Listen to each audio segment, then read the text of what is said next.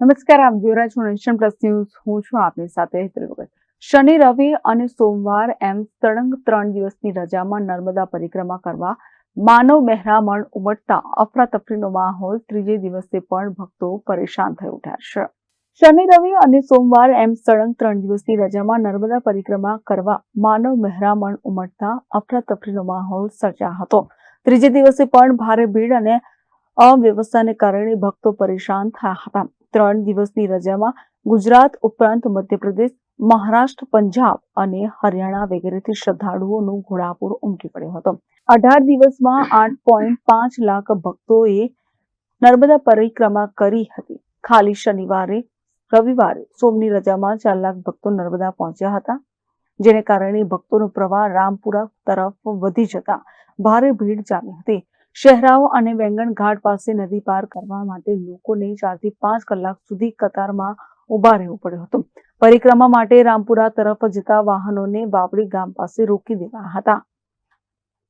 10 કિલોમીટરથી વધુનો traffic jam થઈ ગયો હતો. રામપુરાથી પગપાળા શહેરાઓ સુધી આવેલા ભક્તોએ તિલકવાડાથી જ પરત મોકલી દેવા પડ્યા હતા.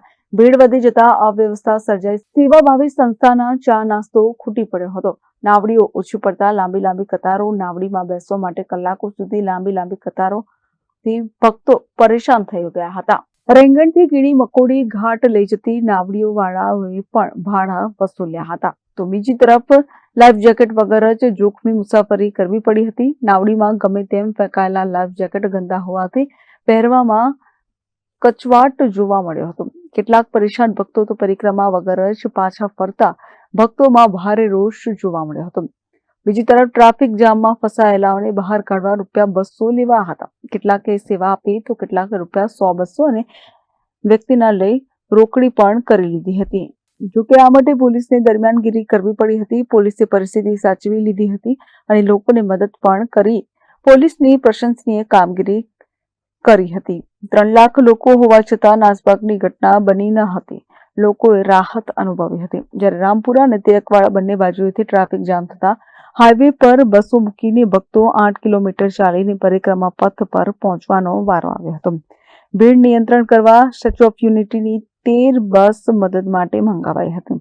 નર્મદા જિલ્લા કલેક્ટર S.K. મોદીને વિડીયો પોસ્ટ કરીને કહેવું પડ્યું કે શનિ, રવિ કે જાહેર રજામાં ન આવતા આડા દિવસે પધારવા અપીલ કરતો વિડીયો સંદેશ મોકલવાની કલેક્ટરને ફરજ પડી હતી. ખાસ કરીને રાજ્ય બહારથી આવતા શ્રદ્ધાળુઓના રાત્રિ રોકાણથી આશ્રમ, મંદિરો હાઉસફુલ થતા ભક્તો અટવાયા હતા.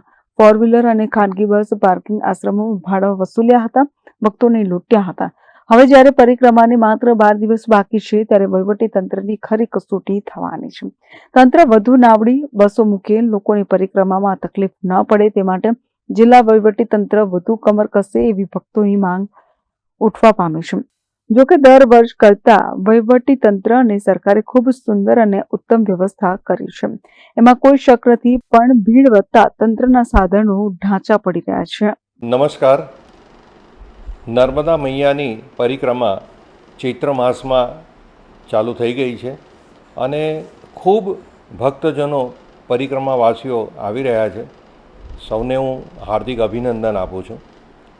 સાથે સાથે આ પરિક્રમા હવે જે તબક્કામાં જઈ રહી છે એ પ્રમાણે ચૈત્ર મહિનાના 15 દિવસ પૂરા થયા છે અને હવે 15 દિવસ રહ્યા છે. ખાસ કરીને રજાઓના દિવસમાં ભક્તો પરિક્રમાવાસીઓ ખૂબ આવે છે.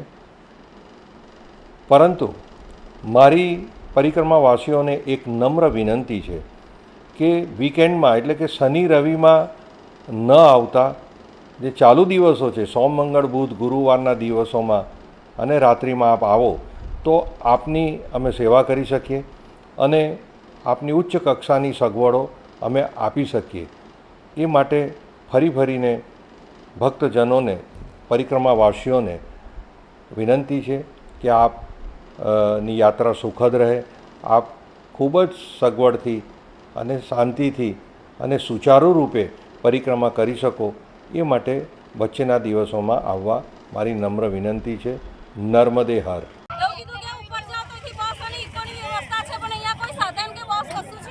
આજે અમે બી બરોડાથી જ આવીએ છીએ અને લોકો ગોધરા, અમદાવાદ, સુરત, વાપી ગમે ત્યાંથી લોકો આવ્યા છે.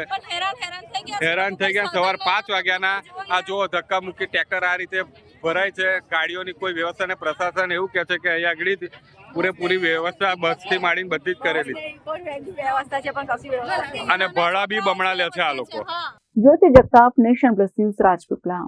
સમાચારોનો સતત અપડેટ મેળવવા માટે અમારી નેશન પ્લસ ન્યૂઝની યુટ્યુબ ચેનલને સબસ્ક્રાઇબ કરો, બેલ આઇકન દબાવો અને જોડાયેલા રહો ફેસબુક, ઇન્સ્ટાગ્રામ અને ટ્વિટર પર.